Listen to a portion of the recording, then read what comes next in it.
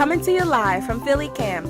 His life was based on a true story. He is the real thing, Mr. Natural himself.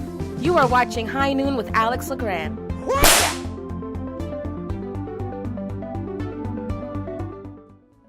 Hi, welcome to High Noon with Alex LeGrand. I am Alex LeGrand, and I bet you're wondering, what is High Noon about? Well, it's about highlighting the unrecognized and interesting members of the Philadelphia community. It's like, that's why I made this show, so I can recognize myself.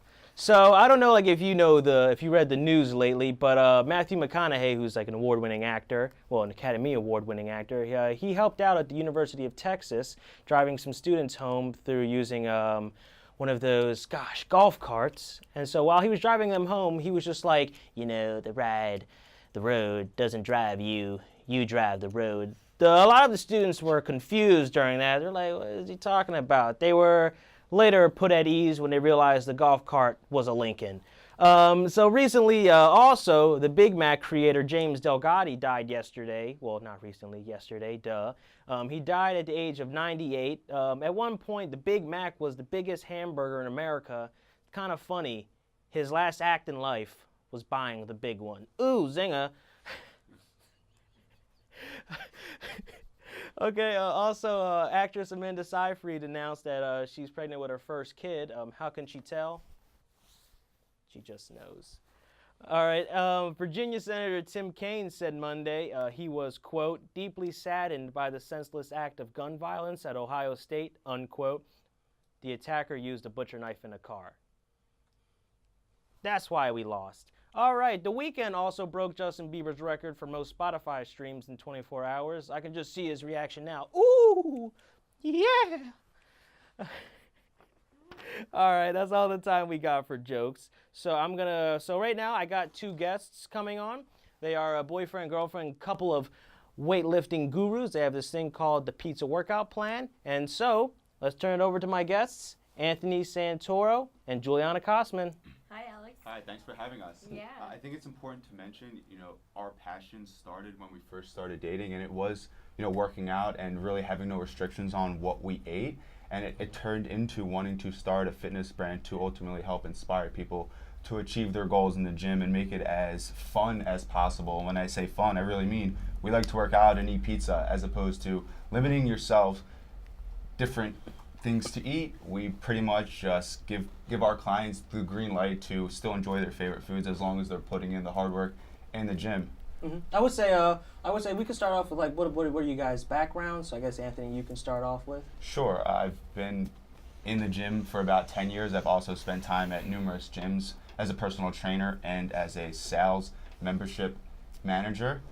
And from there, I decided to, pretty much start a business with my girlfriend in hopes of, creating a brand large enough to, help people achieve their goals. Okay, Julianna?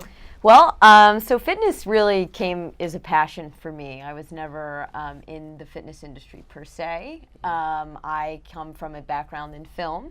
Always had a passion for it, went to Temple Film School, and work in that industry today. And fitness is, next to that, the biggest part of my life. So to me, going to the gym isn't a task. I'd rather be there than most places any given day. So we share that passion together, and I'm fortunate for that. All right, so like, how did the Pizza Workout Plan start? Was it like, hey, want to work out, or like, what was the origins of how this thing started? Well, may I answer that? Go for it. We found out pretty quickly that we both like to eat. And I mean, everyone likes to eat, but we like to eat, and I found, I was lucky to find a guy who doesn't mind, the ravish eating that we do. But anyway, we also like to work out, and we found out pretty quickly that, we can balance this lifestyle of eating the way we like to, and eating the wonderful foods that this city has to offer, or anywhere for that matter, and if, do it together. In the kitchen, in the gym. Yeah, I mean, it's not rocket science. We really predicate just hard work, but, we also like to say that we earn the things that we eat. I earned this pizza because of the hard work I put in the gym, and we like to sprinkle a little motivation with the people that we've already impacted, and we've seen incredible results. And the way that we're doing it, and as opposed to the cookie cutter way where you got to meal prep and do this and do that, and you can only have A, X, Y, and Z. We feel like this is just it appeals to more people just Yeah. because it's just, we like to be living proof of that. And the workouts are fun. They're not, they're meant to be fun. So when you're going to the gym, when you're doing the hard work part of this, you're still having fun, and you're still able to enjoy the things you want at home. Okay, because I had seen your YouTube page. I had seen all the videos. They're very funny. Thank you. So you had mentioned clients before. So the Pizza Workout Plan, is this like an overall company and business that you guys do? Sure, we do online coaching where we use social media, in particular Instagram, as a platform to network with people, and we have a few clients through Instagram, in addition to clients that we have in Philly that we train at a gym Friends. physically. Okay. So it's a combination of both.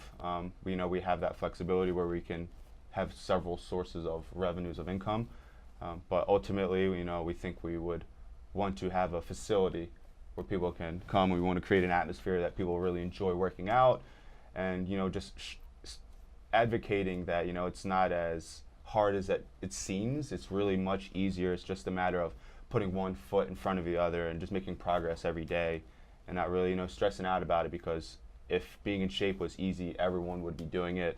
But just creating an environment, a neighborhood, a community that can accomplish a goal together is really what we set out to do. Yeah, and that starts with us too. I think it's important to have motivators and positive motivators to get you there, because it's not so easy for most people to just say, yes, let's go to the gym, I have this written program, I'll do it. We're there every step of the way with them.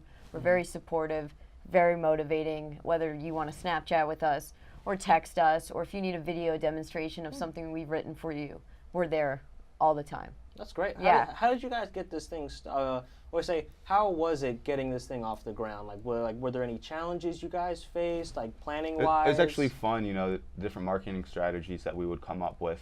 In particular, Instagram, it was the middle of August when this idea was conceived, and I waited until September 1st to really make it public, and I did some type of advertising through Instagram that made it really engaging for me and the people that already now follow us, just building suspense and things like that. But no issues per se. We're really having fun with this whole thing and learning every day from our experiences, and just ultimately growing and seeing where it could possibly lead.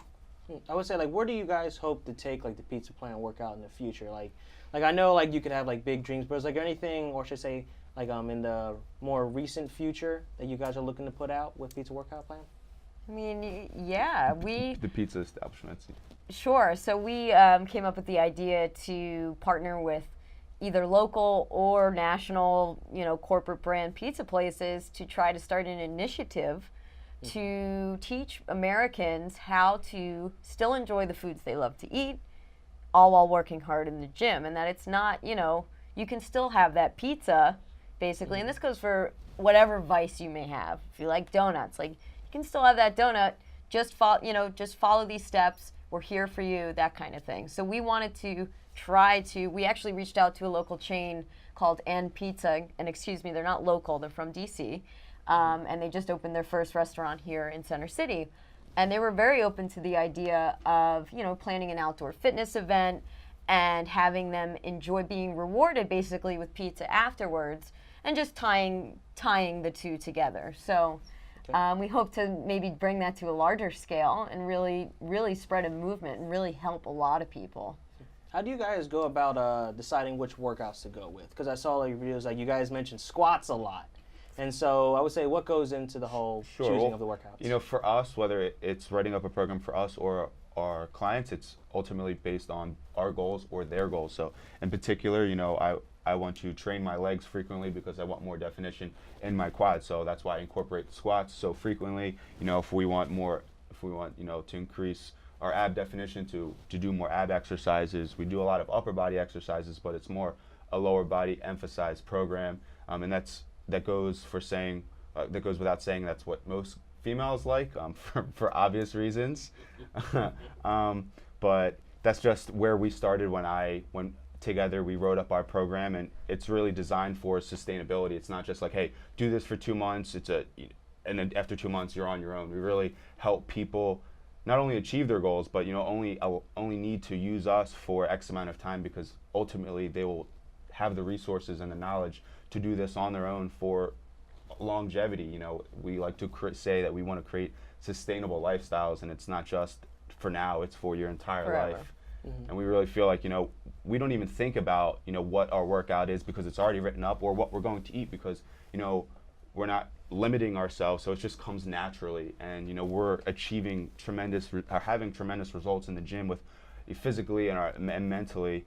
So just things are going in the right direction, and we really want to, share that message. Because you guys had mentioned, in your videos on YouTube, you had mentioned the pizza workout plan is not just a workout, it's a lifestyle. I would say, what lifestyle are you trying to convey with your workout? Sure, just, being in the sense of, it's laid back. It's not something that is very, overwhelming for someone to want to do. We make it easy for people, like all fitness levels, to be able to, make progress in the gym. It doesn't matter if you're lifting hundreds of pounds, but as long as you're challenging yourself, that's ultimately what it comes down to, in terms of this lifestyle, just educating people so that they're not afraid of, what it takes to achieve these goals, and just really help people not associate cheat meals with things that they can't have. It's more just discipline. We practice, when it comes to the things we eat, we like to practice balance and portion control, and really just, the timing of everything. And we just like to make it as easy as possible. And that's really what, when we like to say lifestyle, just carefree, you're achieving your goals, you're not feeling guilty when you're eating various things. It's not necessarily a diet. You're not restricting yourself so much. You're setting boundaries, It's just a way of living that you can do every day for the rest of your life, because you're staying healthy in the gym, you're eating well, those are things you can maintain forever. And health is, priceless. Because I know a lot of people are always like they're reluctant to get in the gym. I don't have the time, Sure. or just people don't like, I guess, the pain of getting muscle or something. Because I know when I work, I'll be like, oh God, Yeah. it's it's not inviting at first. So I was Sure. like, do you guys have any problems with clients trying to overcome that or anything? Yes, and I think that's where we very much come into play, because we are there for them. We are there for any questions they may have. If they're sore somewhere the next day, we can tell them how to handle that, those kinds of things. We're there to support them. I feel like a lot of people are intimidated not only to step foot in the gym because they're not, maybe in shape, but there's no one there to really be like, hey, do it this way. That's correct. And, really show them how to work out properly and to have fun while doing it. Essentially, we're like virtual personal trainers, but we wouldn't really call us that, but, more lifestyle, life coaches, things like that. And, whether it's physical and face-to-face or, through a phone, it's just as easy to impact people's lives. And we've had success up until this point, and we want to continue doing that every day. Okay. I would say, what got you guys involved or interested in weightlifting or just working out? It just feels good. I mean, I was always athletic, but then I started to go to the gym and I started to see results, and it just feels good. In fact, Khloe Kardashian has this new show out right now called, the preview's out. What's it called? Revenge Body. So what she's doing, did you hear about this? I've heard the term, I just didn't know Yeah, so she's coaching people how to basically get their revenge body, which goes beyond just the fitness aspect. I mean, she's making these people over. She's, doing the medical, whatever they do, like sucking the fat out and all that kind of stuff for that. Yeah, and beauty-wise too. But her point's very valid. It just feels good. And you're able to do so many more things when you feel good with yourself, about yourself. It just makes such a positive impact in your life. Because I don't know if it's been a recent trend, but on Instagram, you always see people taking fitness shots, people at the gym. Do you think I guess society or people today have gotten more interested in fitness? Because before it would you were fitness or you be the really buff people. Right. But I feel like people more today are catching on. Do you guys see that? Or I feel like it's booming, and I think it's safe to say that even the average person has at least tried working out once in their life. It's just a matter of finding something that works for you. And we're not necessarily saying the pizza workout plan may be the best program, but we want to encourage people to explore options and ultimately find something for you that is sustainable, that that you can feel comfortable doing. And we just want to educate people the right way and make it as simple as as possible. All right. Well, I think that's all the time we have. But thank you, Anthony Santoro, Thanks. Julianna Cossman, the Pizza Workout Plan. You Thanks, guys Alex. have YouTube, Facebook, and Instagram? Oh, yeah. Yeah, Instagram and YouTube, The Pizza Workout Plan. At the Pizza Workout Plan, PWP. All right, so we'll be right back after this break, so don't go anywhere.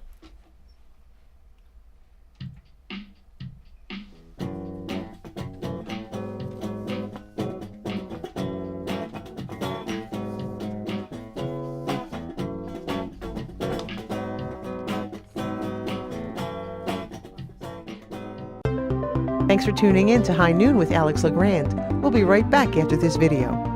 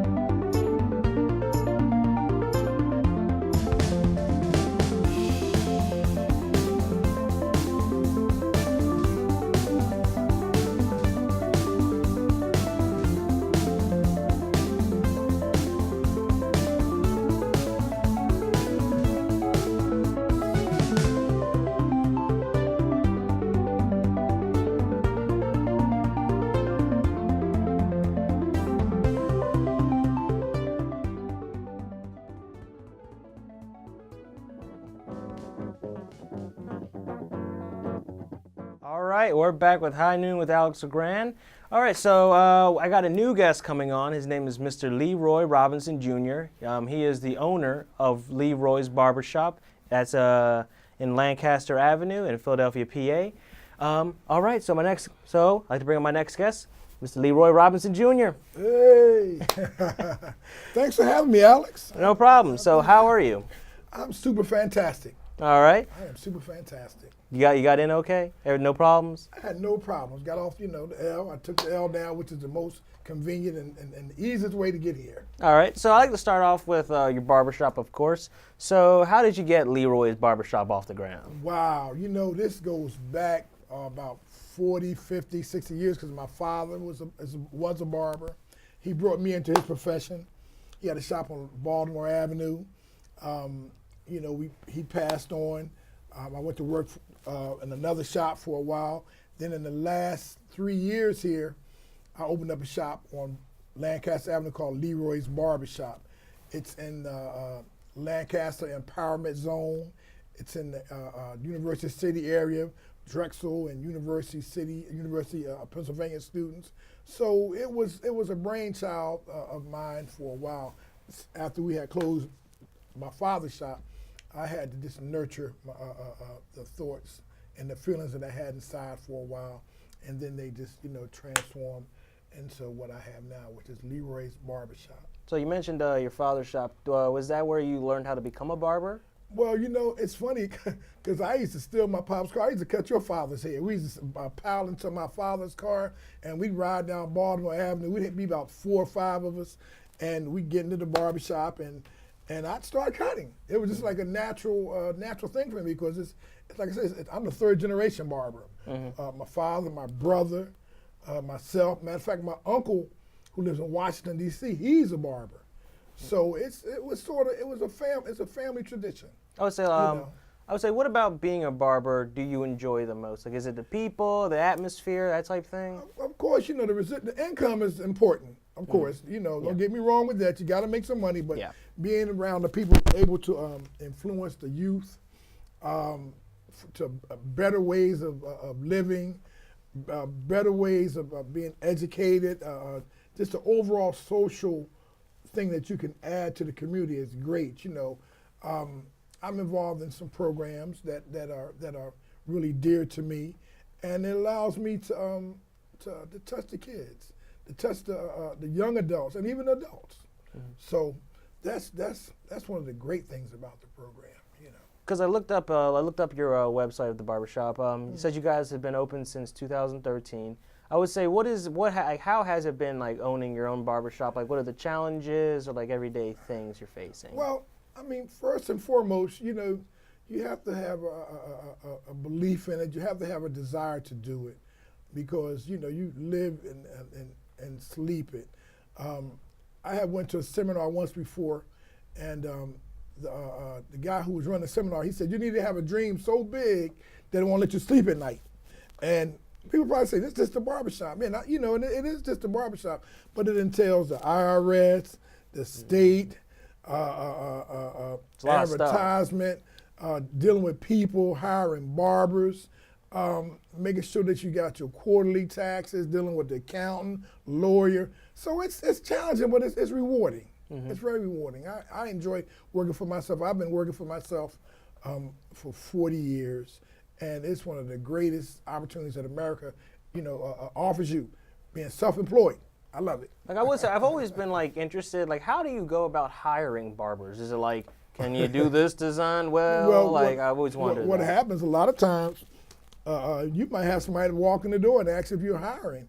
And if you're hiring, you give him an interview. You ask him, well, come back, bring 2 models. You can have a model, a regular haircut, and then you also want to know if he can fade a haircut, because fading is one of the, it's an art. It's 3 stages. It's called light, medium, dark of a fade. And you want to see if a barber can do those 2 things and use a razor. And just his overall attitude and his personality, will it be conducive to what you already have? So that's one of the things those are the things that you go through to hire a barber. Sometimes they come by word of mouth, and you know, sometimes, you know, people just walk in, as I said. Because I've always wondered, because like with barbers, like what they're doing, how you mentioned, like is a craft with the whole light, medium, and dark fade. It's like, I would say, how do barbers go about their craft? Like, I know you always have to have like a fresh head, but like, or say, how do barbers practice their craft? Well, what happened, you know, it's procedure. Everything has a procedure. Even in here in the studio right now, there's a certain procedure that must be followed in order to achieve a certain effect. And barbers are trained in procedure. And then once you get the procedure, then you have to apply it. Now, the application of the procedure, it can change from cut to cut. But once you understand the tools and the implements on how to, you know, manipulate them and make them work to your advantage, then you start to apply them. And as you apply them, you start to get the results, a nice fresh shape up, or even blend, or a rounded haircut, or a flat haircut. These things, those things. So that's what we do. That's how that's done, you know. All right, procedure and results. Yeah, that's exactly right. All right, well, we're going to go to another commercial break, but don't go anywhere, because we're going to be right back. This is High Noon with Alex LeGrand. We'll be right back after this short break.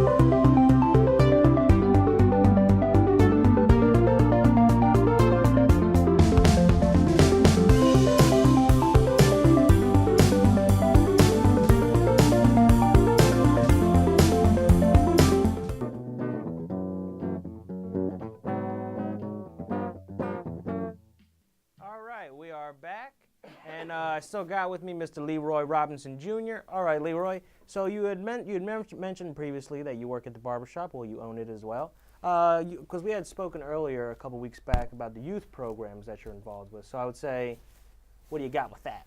Well, it didn't just start like recently. It's been over the years. It's something that I seen my father do when he had his barbershop. He always empowered young kids to come in the shop, just as little as sweeping the floors, giving them certain jobs that they had to do, they had to fulfill, to start teaching them responsibility, which that would carry them through life. So what happened, it's instilled in me. So once I became an owner, I offered the same things to young guys to come in the barbershop, learn a responsibility as, and it sounds simple, sweeping the floor, keeping the bathroom clean, being socially efficient and talking to the customers, just being, kind, generous, and understanding.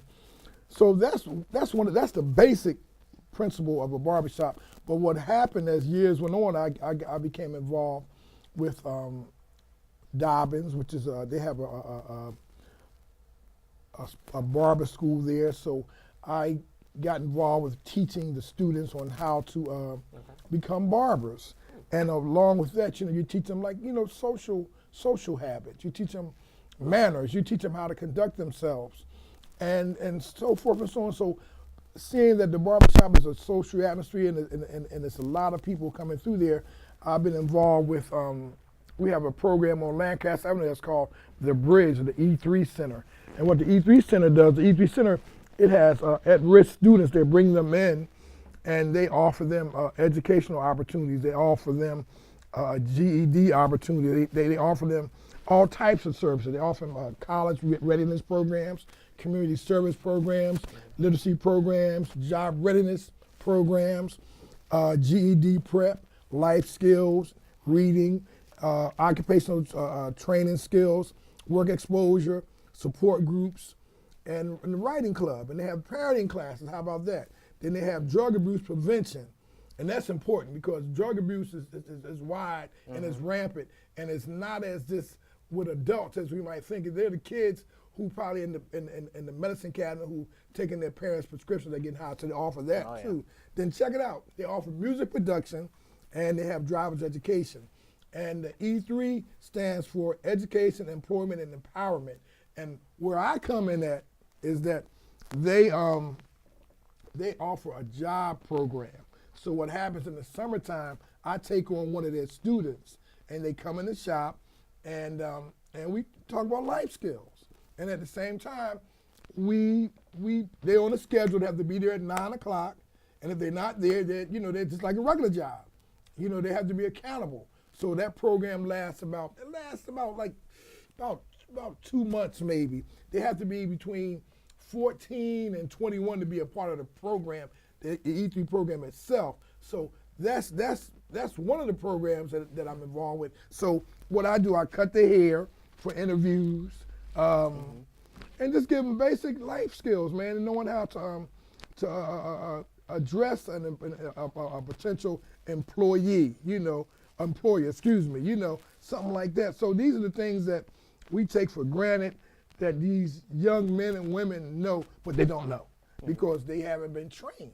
Like I would say, how's the experience been working with them? Like, have they, like you mentioned, they haven't been trained. Like, has there been any problems with them, or is it because Well, you have dysfunctional kids, and and low self-esteem, and the number one thing you have to build up is their self-esteem. So the haircut, them looking good gives them self-esteem, and then you're constantly feeding them good information along with what the E3 Center is doing. So you're basically, just adding on to what they're doing. And the E3 is a subsidiary. It's called The Bridge. The Bridge is the parent group of the E3 Center. The E3 Center is a spin-off from it. And so they offer good opportunities. And another program that I had a chance to be was the Philadelphia Youth Network. And what the Philadelphia Youth Network does, they go into the high schools and like Dobbins being their barber school, they have a barber school, they have a lot of other trades there too. So they send me students from Dobbins also that come to the shop. And usually they send me a guy that's in the barber school, and he comes in, and I offer him the opportunity to get some hands-on experience on becoming a barber, along with the other responsibilities, which is keeping the shop looking good and addressing customers. Like, do you think like the barbershop atmosphere and feeling should be like in more places? The barbershop atmosphere has grown in recognition as far as even in politics.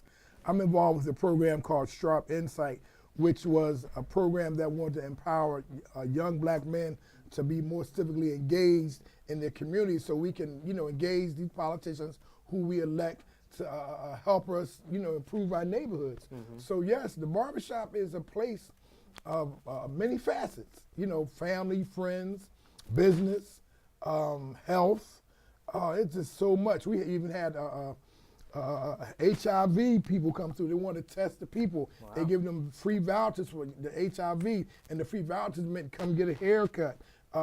We had another program, it was the Barbers helping the neighbor. I can't remember the name exactly right now. Okay. But what they did, they paid people to come to the shop to give up STD testing, to give them information on how to be safe out here in the streets. Wow. So the barbershop has grown in notoriety all through the world, probably because everybody comes to the barbershop wanting to help. Gotta get your haircut sometime. Everybody, all the politicians come there.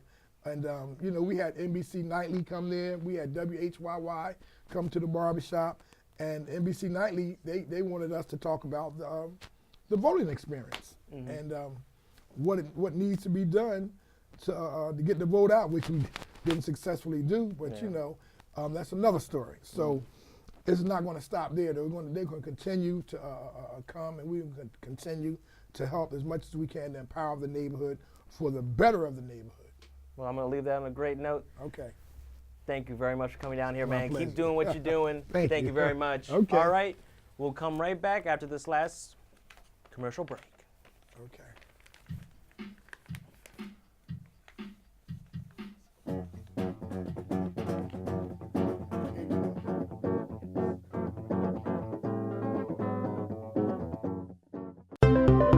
Don't go anywhere. We'll be right back.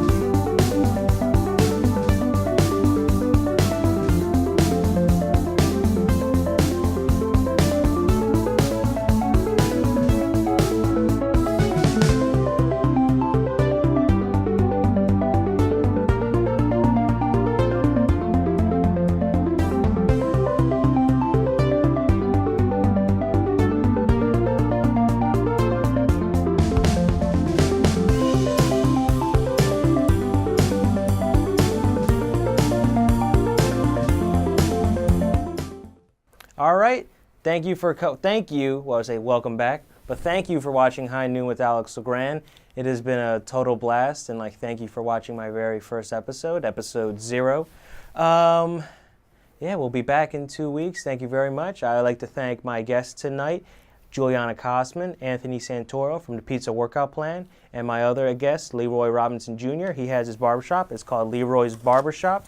It is located on 4123 Lancaster Avenue, Philadelphia, PA 19104. And that's all we have for tonight. Well, for today. So have a great afternoon. Thank you. Thanks for watching High Noon with Alex LeGrand. We'll be back in 2 weeks. Don't forget to follow us on YouTube and Facebook.